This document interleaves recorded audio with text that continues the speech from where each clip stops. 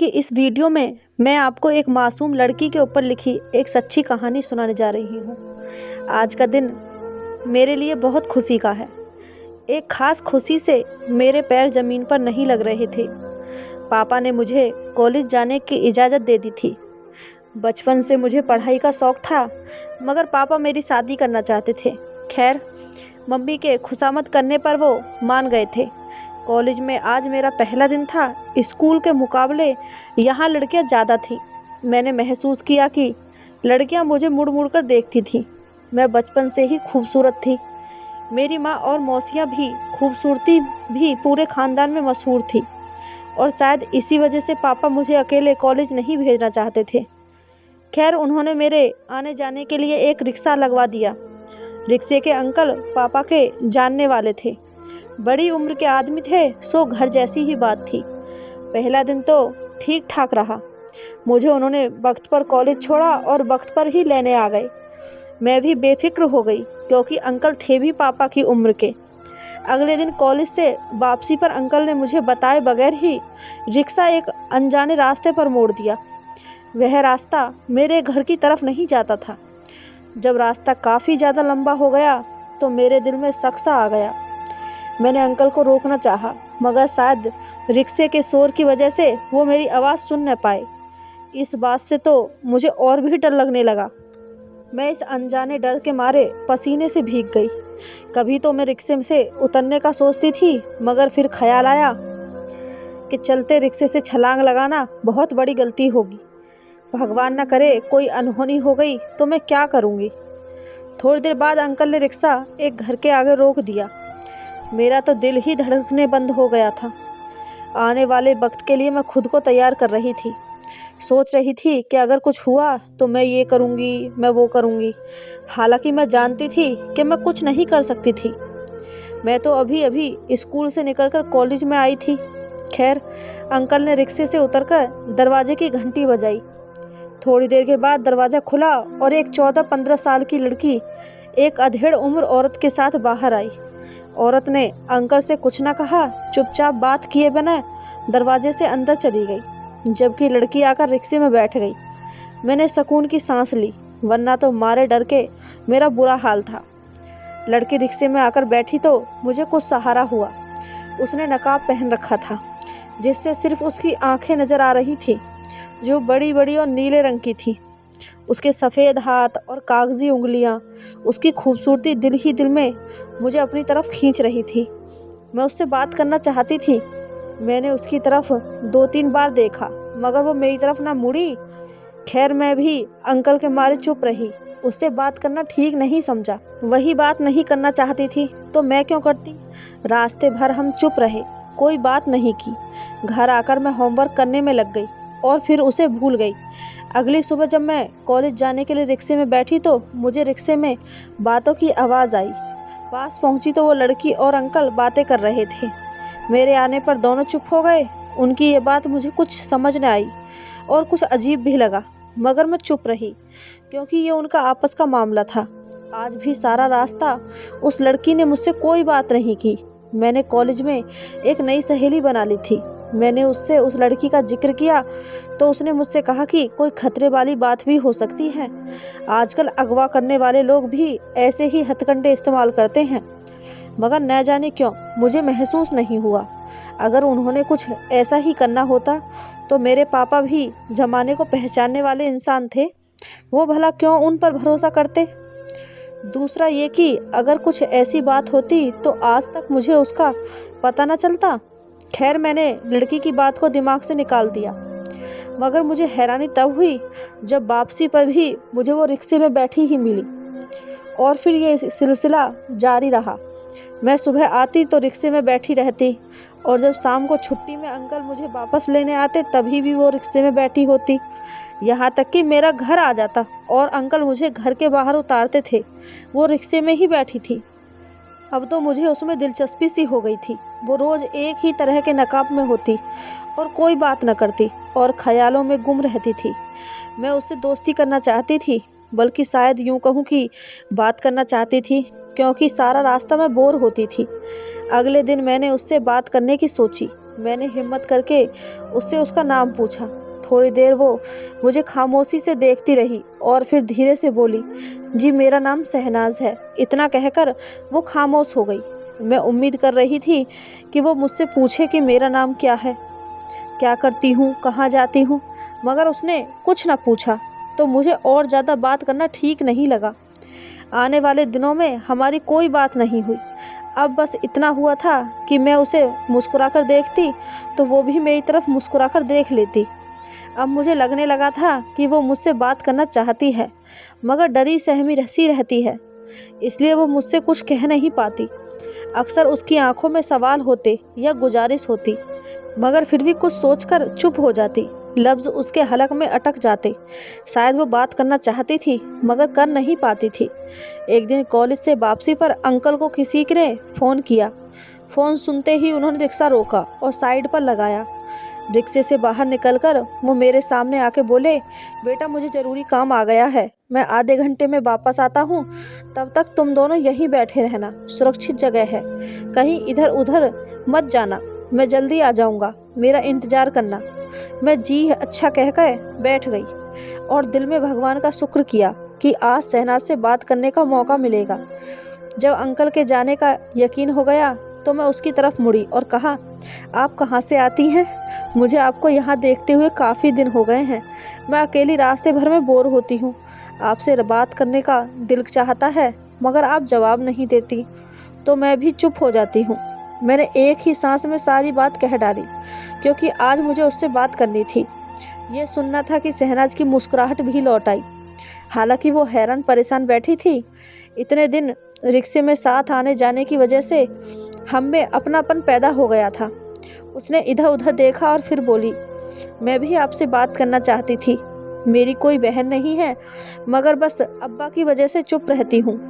उसके मुंह से अब्बा सुनकर मैं समझ गई कि वो रिक्शे वाले अंकल की बेटी है। फिर शहनाज ने इधर उधर देखा और बोली, अगर अब्बा आते दिखाई दें तो मुझे बता देना ताकि मैं आपसे बात करना बंद कर दूं। अब्बा को बिल्कुल पसंद नहीं है कि मैं किसी से भी बात करूं। हाँ, पर अब्बा आपको अच्छा समझते हैं, इसलिए मुझे भी आप अच्छी लगती हो। मेरा दिल करता है कि आपसे मेरी दोस्ती हो जाए। अगर मैं आपको अपने बारे में बता दूं तो शायद और भी अच्छा हो जाए। आप मुझे समझ जाएंगी और हमारी दोस्ती भी अच्छी हो जाएगी। उसने चमकती आंखों से मुझे देखा तो मैंने भी खुश होकर कहा, हाँ शहनाज, मैं भी तुम्हारे बारे में जानना चाहती हूँ। सुबह शाम तुम रिक्शे में क्यों बैठी रहती हो? अगर हमारी दोस्ती हो जाए तो बहुत अच्छा होगा। खैर, फिर उसने बताना शुरू किया, मेरे अब्बू रिटायर फौजी हैं। हमारा ताल्लुक़ एक गरीब ख़ानदान से ही था क्योंकि अब्बू किसी बड़े ओहदे पर नहीं थे, मगर फिर भी हमारे घर के हालात ठीक चल रहे थे। अब्बू ने हमें लाड़ प्यार से पाला था। अब्बू जैसे आज आपको दिख रहे हैं ना, वैसे बिल्कुल भी नहीं थे। बहुत खुश मिजाज, हंसमुख और मिलनसार थे। कभी उन्होंने किसी से मिलने से हमें नहीं रोका। कभी अब्बू के अपने भी ढेरों दोस्त थे जो उनकी छुट्टी आने पर उनसे मिलने आया करते थे। गजेंद्र अंकल का मिजाज तो बिल्कुल अब्बू जैसा था। हम उम्र में वो थोड़े हमारे अब्बू से कम थे, मगर रहन सहन, बातचीत और हंसी मजाक बिल्कुल उन्हीं की तरह करते थे। इसलिए वो भी अब्बू को भाइयों की तरह चाहते थे। अब्बू का रिश्ता भी उनके साथ काफ़ी मजबूत था। उनका हमारे घर काफ़ी आना जाना था और फिर अब्बू ने उनकी शराफत को देखते हुए अपनी बहन की मंगनी भी उनसे कर दी। दादा दादी की मौत के बाद अब्बू ही मेरी बुआओं की रक्षा के थे। बाकी बुआ तो ब्याही जा चुकी थे, मगर एक छोटी बुआ थी जो रह गई थी। अब्बू ने उनका रिश्ता गजेंद्र अंकल के साथ तय कर दिया। गजेंद्र अंकल बुआ के लिए एक बेहतरीन जोड़ के थे। इस रिश्तेदारी के बाद वो हमारे घर के सदस्य जैसे हो गए। अब्बू ने होते तो वो हमारा ख्याल रखते थे। दूध पानी वगैरह दरवाजे पर ही दे जाते थे। एक बार जब मुल्क में जंग के हालात जोरों पर थे तो अब्बा को 6 महीने लगातार छुट्टी नहीं मिली। इस दौरान गजेंद्र अंकल ने हमारा बहुत ख्याल रखा था।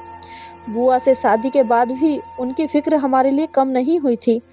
वैसे भी हमारी बुआ काफ़ी गुमसुम थी। उनको बाहर आना जाना पसंद नहीं था। लोगों से घुलती मिलती भी कम ही थी। गजेंद्र अंकल काफ़ी हंसमुख थे। वो अक्सर हमें बाहर घुमाने ले जाया करते थे। हम भी अम्मी के साथ खुशी खुशी चले जाते। वापसी पर वह हमें आइसक्रीम भी खिलाते थे। मुझे और अम्मी दोनों को ही गजेंद्र अंकल बहुत अच्छे लगते थे। शुरू में तो हम ना समझते, हमें कुछ समझ में ना आया, मगर फिर धीरे धीरे मुझे अंकल का और मम्मी का यूं हंस हंस कर बातें करना बिल्कुल भी अच्छा नहीं लगता था। और फिर कभी कभी अम्मी के होते हुए गजेंद्र अंकल अब्बू का मजाक उड़ाते। उनका अपना कारोबार था, वो अक्सर मेरे अब्बू का मजाक उड़ाते रहते थे। एक दिन तो हद ही हो गई। जब वो शाम के बाद हमारे घर आए तो उनके हाथ में बहुत सारे तोहफे थे। उनके चेहरे पर मुस्कुराहट फैली हुई थी। अपनी हंसी दबाते हुए वो अम्मी से कहने लगे, पता है भाभी, आज मैंने कसाई से फौजी खोपड़ी मांगी तो उसने क्या दिया? बकरे का सिर दिया, वो भी बिना दिमाग के। उन्होंने आंख दबाकर अम्मी की तरफ देखा तो अम्मी भी हंसने लगी। मुझे अम्मी की यह हरकत बहुत बुरी लगी। हमारे अब्बू हमारे लिए दिन रात मेहनत करते थे और इधर अम्मी एक शख्स के साथ मिलकर अब्बू के पैसे और उनकी हिम्मत का मजाक उड़ा रही थी। मैं गुस्से से अंकल को देखने लगी। जी चाहा कि उनके मुंह पर थूक दूं, मगर अम्मी की वजह से चुप रही। उस दिन के बाद से तो मुझे अंकल से चिढ़ हो गई। यूं ही मैं छठी क्लास में आ चुकी थी। मेरा भाई तो अभी दूसरी क्लास में ही था, उसे अच्छे बुरे की तमीज़ नहीं थी, मगर मैं अंकल की बातें समझने लगी थी। इस बात को अम्मी ने भी महसूस कर लिया। उन्होंने सख्ती से मुझे मना कर दिया कि अब से गजेंद्र घर में आए तो मैं उनके सामने बिल्कुल भी ना आऊँ। मुझे भी अब अंकल से बात करने में कोई दिलचस्पी नहीं थी। मैंने भी उनसे बातचीत करना छोड़ दिया। अंकल ने इस बात की कोई परवाह न की और लगातार आते रहे। हालांकि वह हम बच्चों के लिए आते थे, मगर अब हम बच्चे अपने कमरे में ही रहते। आमिर मेरा भाई मेरी ही बात मानता था। वो मेरे साथ कमरे में बंद रहता। हमने अपनी पढ़ाई की किताबें अपने कमरे में रखी थी। हम अक्सर अपने कमरे को सजाते भी रहते थे। सो अब हम अंकल के साथ बाहर घूमने फिरने की बजाय कमरे में बैठकर किताबें पढ़ा करते थे। अम्मी को भी हमारी कोई फिक्र नहीं थी कि हम स्कूल से आने के बाद दोनों कमरे में बंद क्यों रहते हैं। अंकल अक्सर घर आ जाते और अम्मी और वो बातें करते रहते। मैं बचपन से ही समझदार थी। मैं आमीन का ख्याल रखती और हम मिलजुल कर रहते। हम सोते भी अलग कमरे में ही थे। अब मुझे आदत हो गई थी, मगर उस दिन जोरों की बारिश थी। मुझे और आमीन को बहुत डर लग रहा था। उसको तो कहानी सुनाते सुनाते मैंने सुला दिया, मगर मुझे बहुत डर लग रहा था। यूँ लगता था कि छत हवा से उड़ जाएगी। कभी कभी मैं उठकर बाहर देखती और फिर आंखें बंद कर लेती थी। वो रात बहुत खौफनाक थी। जब मेरा डर खत्म हुआ तो मैंने अम्मी के कमरे में जाने का सोचा। आमीन मेरे साथ ही सो रहा था। मैंने सोचा अम्मी को बुलाकर इसी कमरे में ले आऊँगी, क्योंकि आमीन नींद से जाग गया तो फिर वो मुश्किल से ही सोएगा। यह सोचकर मैं उठी, दरवाज़ा खुला और अम्मी के कमरे की तरफ के गई तो कमरे का दरवाज़ा बंद था। मैंने खिड़की से अंदर झांका तो अंदर भी अंधेरा था। मैं अम्मी को पुकार रही थी, मगर उन्होंने कोई जवाब न दिया। इतने में जोर की बिजली कड़की और एक लम्हे को सारा मंजर रोशन हो गया। उसी वक्त मैंने अम्मी के कमरे में गजेंद्र अंकल को देख लिया था। मैंने जो कुछ देखा वो तुम्हें मैं साफ साफ बता नहीं सकती। अभी मैं अम्मी की खिड़की से लगकर खड़ी थी कि मेरे भाई के चीखने की आवाज़ सुनाई दी। मैं अम्मी की खिड़की छोड़कर भाई की तरफ भागी। मेरे आने के बाद शायद आमीन भी जाग गया था। मैंने कमरे का दरवाज़ा खुला छोड़ दिया था। हवा की वजह से वो जाग गया होगा और कमरे से बाहर आने की कोशिश की होगी तो दरवाजे के साथ बनी सीढ़ियों से फिसल गया होगा। उन सीढ़ियों से हम अक्सर नहीं आते जाते थे, क्योंकि वो बहुत खतरनाक थी। एक दो बार आमीन वहाँ से गिर भी चुका था और शायद बारिश में फिसलन की वजह से वो आज भी अंधेरे में सीढ़ियों से गिर गया था। मैंने वापस कमरे में आकर देखा, बिजली भी जा चुकी थी। आमीन कमरे में नहीं था। मैंने जल्दी से जाकर अम्मी का दरवाज़ा बजाया। अम्मी ने दरवाज़ा नहीं खोला। मैं ज़ोर ज़ोर से दरवाज़ा पीटने लगी, मगर अम्मी ने दरवाज़ा खोलने में देर कर दी। दरवाज़ा खोलकर उन्होंने गुस्से से मुझे देखा। मैंने उन्हें बता दिया कि आमीन सीढ़ियों से गिर चुका है। इतने में मेरे भाई की सांसें दम तोड़ चुकी थी। हम उसके पास गए तो वो ठंडा पड़ चुका था। अम्मी के पीछे पीछे गजेंद्र अंकल भी आ गए। यकीनन अम्मी के कमरे से ही निकले थे। उस वक्त मुझे कुछ समझ में ना आया, मगर भाई के शोक से निकलने के बाद जो कुछ मेरे दिमाग में आया, जो कुछ मैंने देखा था, मैंने अब्बू को बता दिया। अब्बू ये सुनकर दंग रह गए। फिर बोले, बेटा ऐसी बातें नहीं करते। आप अपनी अम्मी के बारे में ऐसा मत सोचो। अब्बू ने मुझे कह तो दिया था, मगर उनके चेहरे पर फिक्र की गहरी लकीर थी। उस दिन के बाद से अब वो अक्सर घर रहने लगे। फिर एक दिन उन्होंने बताया कि वो जा रहे हैं और अब शायद उन्हें 3 महीने छुट्टी न मिले। अम्मी ने उनकी जल्दी जल्दी पैकिंग की, अब्बू निकल गए। तकरीबन आधे घंटे के बाद ही गजेंद्र अंकल हमारे घर आकर हॉल में बैठे बातें कर रहे थे। मैं हैरान थी कि अम्मी आमीन के गम से कितनी जल्दी बाहर निकल आई हैं, जबकि मैं अभी तक रोती रहती थी। मुझे कमरे में उसकी किताबें देखकर रोना आता था। उसकी याद आती तो अक्सर अम्मी के पास आती, मगर वो या तो मोबाइल पर लगी रहती या फिर गजेंद्र अंकल आ जाते और वो दोनों बातें करने लग जाते। ऐसे में मैं तन्हाई का शिकार हो गई। रह रहकर आमीन की याद आती थी। उस दिन अब्बू के जाने के बाद गजेंद्र अंकल और अम्मी कमरे में बातें कर रहे थे कि अचानक ही दरवाजे पर दस्तक हुई। अम्मी तो खिलखट्टे लगाने में बिजी थी। मैं दबे कदमों से गई और दरवाज़ा खोल दिया। अब्बू सामने खड़े थे।